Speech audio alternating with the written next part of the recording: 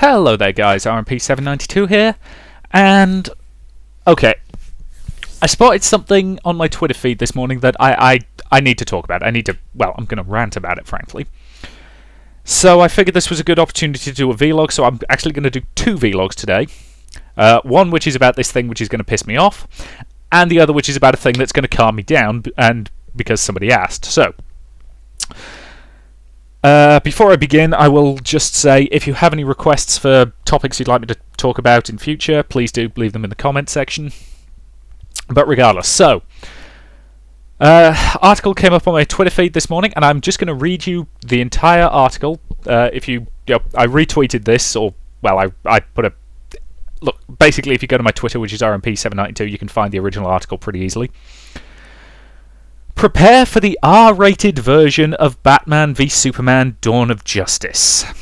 When the Zack Snyder film hits the theatres on March 25th, the clash between The Dark Knight and The Man of Steel will be PG-13. But when the extended version of the movie hits the home video market, it will include bonus scenes which have earned it an R from the Motion Picture Association of America.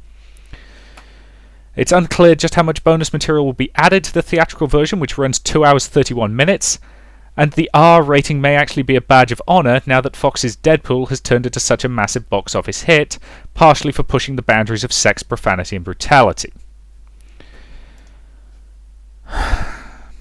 Do I even have to explain why this is wrong? Here's the thing. I liked Deadpool. I did an entire vlog where I basically summed it up by saying Deadpool was a different, interesting movie, and it was the one I wanted to see. This is exactly the same thing that happened after Batman Begins and The Dark Knight came out. Namely that DC's attitude is basically, oh my god, those were popular, we must do more of that! No! What works for one hero does not work for them all. This is why I hate Man of Steel so much, because it was trying to be Batman Begins all over again, and it doesn't work because Superman and Batman are not the same goddamn character. They are completely different, and they should be handled very differently. I mean, I was already pretty nervous about this movie. I've got to be honest. I heard the title was going to be Batman v Superman. They announced it with a quote from The Dark Knight Returns, which is a comic book that I do not like, because I've never understood why people think that Batman and Superman should be fighting each other, because they're on the same goddamn side. They are both heroes. And I would rather see heroes working together, fighting villains, fighting natural disasters, just generally being goddamn heroes, rather than being pissy and fighting each other. And every piece of news I hear about Batman v Superman makes me think that this film is made for the kind of people who read The Dark Knight Returns and thought it was the greatest comic ever made. Because, everything they're leaking is about how, we're being darker and edgier, and Blu-ray version's going to have an R-rated cut. Why? Why does everything involving superheroes from DC have to be grim and dark and edgy? I get that you're trying to, distance yourself from Marvel, because, Marvel... Here's the thing. I am much more of a DC fan than a Marvel fan. I grew up with Superman. I grew up with Batman. I love these characters. And here's the thing. I'm not much of a comic book reader because I'm genuinely not much of a fan of the medium. I find it a very difficult medium to get my head around, probably because I didn't really grow up reading it. But I love superhero lore, and I love the universe and these characters. And seeing them run through the mud like this by people who... I will say one thing for Zack Snyder. He clearly has his own singular vision, and I just think it's the wrong vision. It's just not what I want to see.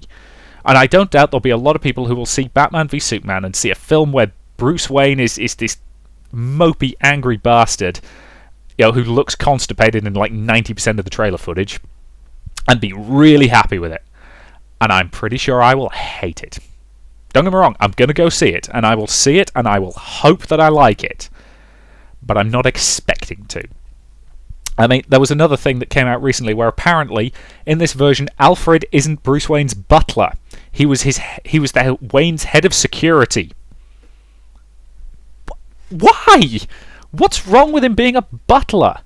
Was that not grim and edgy enough for you? So yeah, R-rated cut of Batman v Superman. I don't even want to see these two fighting. I mean, here's the thing. Little disagreement, sure. They're friends, but I've never understood why. And plus, let's face it, fight between Batman v Superman. Even if you nerf the crap out of Superman's powers, even if you throw in, Batman always has a plan and Batman has kryptonite. So? Superman doesn't have to get near him. He can laser vision him from orbit and kill him immediately. Now, they earned a little bit of respect with one of the trailers, which basically had him say, if I wanted it, you'd be dead by now. Which, yeah. But, Superman is clearly holding back because he doesn't want to kill him. But, let's face it, we've got...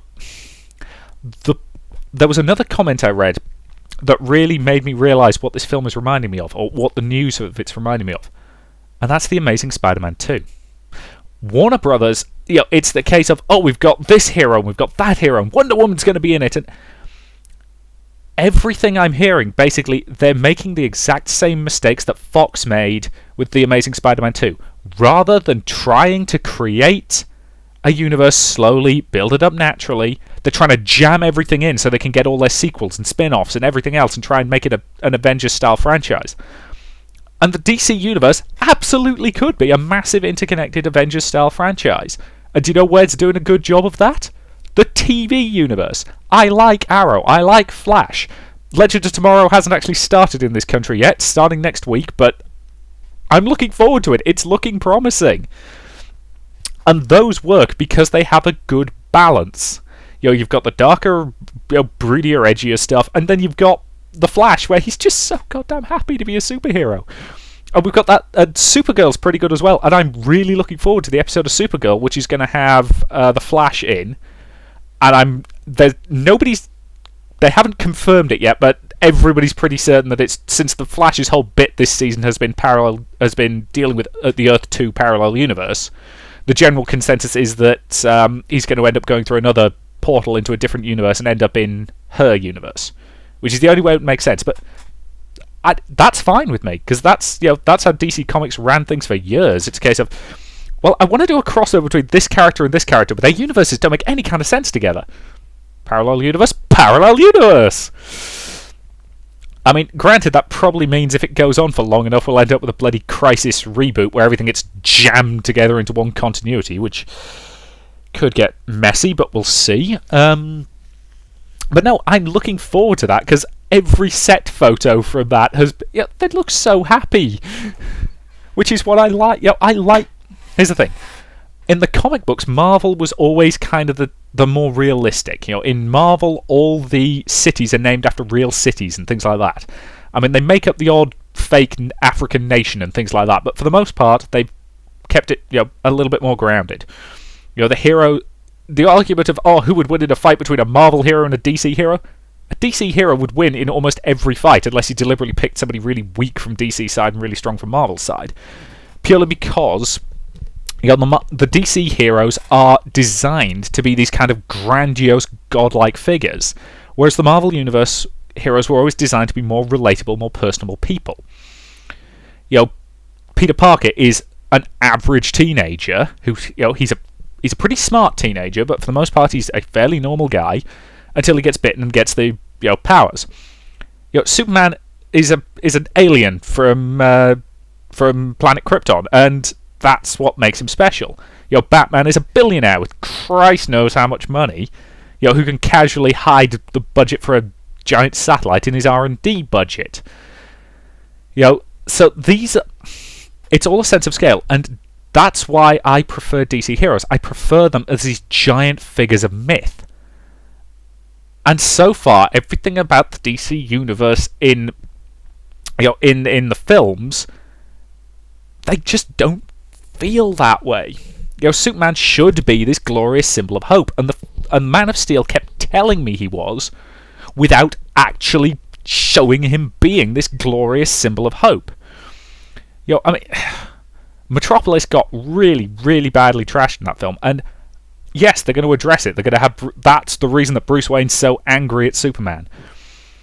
And the thing is, as soon as we heard the trailer line with Bruce Wayne arguing that if there's even a 1% chance that Superman could be our enemy. We have to kill him. How do you screw up the character of Batman this badly? Look, this is the guy who, for decades, has refused to kill the Joker because he will not take a human life. And I know that if you watch, a lot of the, if you watch some of the film adaptations and stuff like that, there's times when he clearly kills people. The point of Batman is that he does not kill. He will not kill. If he will bring the Joker in alive, and if the courts decide that the Joker should be put to death for his crimes, Batman will not interfere. But at the same time, it's not his place to be the one who actually kills the Joker. And this is what a lot of people don't understand. There's always that, but then he's responsible for everyone the Joker kills. No. He does what he can, to save people, and he will not violate his own principles to do it. You cannot fight monsters by becoming a monster. And that's the line Batman will not cross. Whereas in this film, it sounds like he's basically gone, oh god, this guy could be a bit dodgy, but I've got no proof. Kill him! Even the footage where he's holding something that looks very gun-like. Now, I don't care if we're going to say, it's a grenade launcher. It's similar to the tasery thing he had in The Dark Knight Rises. I wasn't a fan of it there, and it still feels incredibly wrong for Batman to be using a gun-like object. It's not too bad when it's his grapple gun, but he's holding that thing like it's a bloody machine gun, and that is just completely wrong. Superman being really angry and have we had a single shot of Superman smiling in this? I mean, again, going back to the TV universe, DC Supergirl got a better version of the character of Superman in text. There is a scene in one of the early-ish episodes, I think it's about episode 4 or 5, something like that, where Superman basically texts, it might be instant message or something like that, but he's texting Kara, and he's basically telling her he's proud of her. That did so much better a job in like 3 or 4 lines of text getting the character of Superman across than the whole of Man of Steel did, and that everything I've seen from the trailers. Because let's face it, at this point we're up to like 10 minutes worth of footage from the film in terms of trailers. There's a guy on YouTube who's actually taken them all and cut them together into roughly chronological order. It could be wrong, but it's probably a pretty good vague guess at what the chronological order is. And we're up to about 10 minutes of footage, and every part of that footage has made me less hopeful about this movie. And they've announced that Zack Snyder's going to start filming the Justice League movie like a week after Batman v Superman actually airs. Oh god, no. I don't want the Justice League directed by Zack Snyder. Don't get me wrong, the man can do impressive action sequences, but it's the tone, frankly, that I hate. It's unnecessarily dark and broody and grim, and yes, that worked fantastic for Watchmen, but it doesn't work for the goddamn Justice League. I'm getting ranty.